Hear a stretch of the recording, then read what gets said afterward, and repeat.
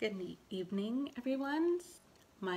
First off, my name is Justine. I am 26 years old. I am currently a medical assistant, and this is my final presentation for CP 150.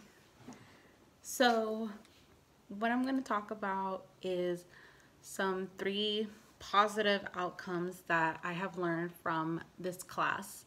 Um, so, the first thing, number one, is understanding what my goals were for the future that I found really positive. It was actually one of the first assignments.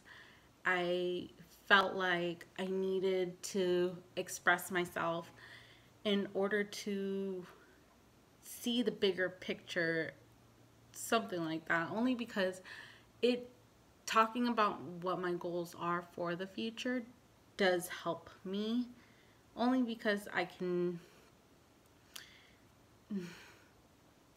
well I can basically picture myself there. It does help me with every steps that I take. Another one was actually, which kind of transitions into the second one, is the the video when we watched When Life Gives You Lemons, You Make Lemonade. I tend to find myself to say that a lot, and which it is somewhat one of my mottos that I go by because it is true. When life does give you lemons, you have to turn it into something positive. And a lot of people who do know me, I am a very positive person. I try to find the good out of all the negative things in life. And I always tell people, well, when life gives you lemons, you make lemonade. So to better themselves, to try to see the bigger picture, because negativity can just ruin your whole day, and it's not something that I don't like around, and I don't want other people around me to have as well. The last thing is that I did find important was understanding the importance of the APA format. I know it's something that's not usual, but when, like I had mentioned in my paper, I, through high school and some of college, I was always writing MLA format. MLA was something that was my go-to. They never really taught me how to write an APA. So when I actually started Fresno Pacific, I kind of jumped into things where I didn't know what I was really doing, but I got the hang of it. Purdue OWL was definitely a go-to, which did help me out so much. And then with a lot of feedback from my teachers, it bettered myself. So some areas for improvement. One of them is stress management. I tend to find myself stressing out a lot. I am a full-time employee. I am a full-time student. So that does put a lot on my plate. I currently work in behavioral health, so I'm a front office receptionist, I'm a medical assistant, and I'm a referrals clerk. So I am expected to get a lot done within an 8-hour period, and sometimes it might be 4 hours. And so one thing is that I found to help me out personally was something that I know a lot of people think it's weird, but it's diet and exercise. I actually used to be pretty overweight. I don't really like to tell people that because they look at me and they think I'm crazy, but I actually used to be pretty overweight, and dieting, I felt like it, eating the right things did boost my energy, boost my confidence, especially with exercising. I tend to hold in a lot of anger, and I like to push a lot of feelings down. That's why I tend to look happy all the time. Exercising was a great way to relieve stress because I felt like when, well, let me track back. For 4 years, I was at a job where I would go home crying. Crying was just something I always did. It was always the norm. It was terrible. So then a lot of things had happened in my life within a short period of time. So then I decided to change my life around. And so I felt like exercising, going to the gym was definitely my home. Going to the gym has actually helped me out a lot. Yes, it does tone the body and whatnot, but I use it more for stress because it is basically how I stay sane at work. It has improved my mood so much. It has improved my anxiety a lot because I actually have really, really bad anxiety, and it has definitely helped me out so much. But I can talk about that forever. Moving on is time management. So I know a lot of people say I don't have time.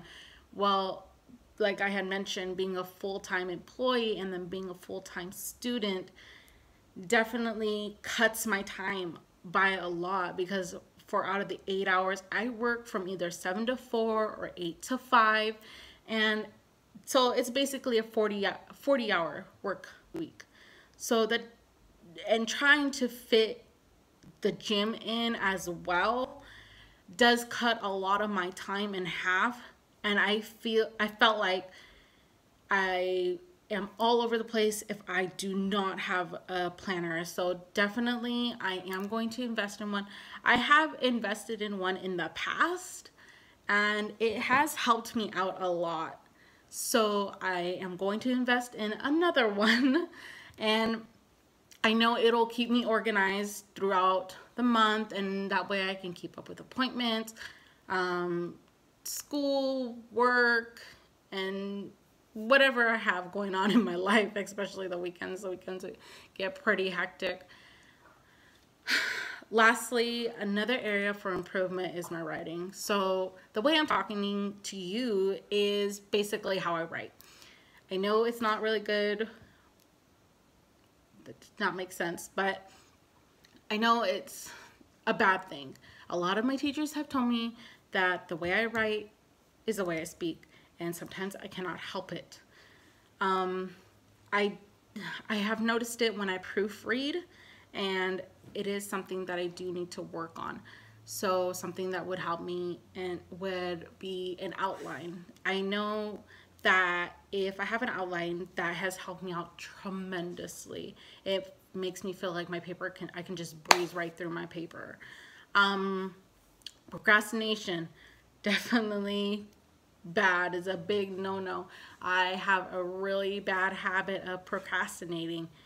Exhibit A, this presentation. I know, I'm sorry, I should not have procrastinated, but busy life, busy schedule, so this is the only time it is before midnight, so, but it is definitely something I have need to work on. I actually used to be worst in the past, worse, not worst. I actually used to be pretty bad in the past. I would leave everything to literally the last minute, but I feel like that is when I get my best work done, is when I am put under pressure.